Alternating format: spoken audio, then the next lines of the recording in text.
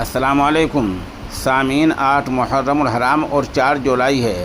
خبر کا عنوان ہے: متھرا کی شاہی عیدگاہ مسجد کو متنازع ووادت ڈھانچہ نہیں کہا جائے گا۔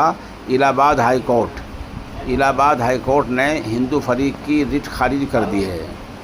متھرا کی شاہی عیدگاہ مسجد کو متنازع ڈھانچہ کہنے سے الہ آباد ہائی کورٹ نے انکار کر دیا اور کہا کہ متھرا کی شاہی عیدگاہ مسجد کو متنازع نہیں کہا جائے گا۔ ہندو فریق کی عرضی پر 23 مئی کو کورٹ نے فیصلہ محفوظ رکھ لیا تھا۔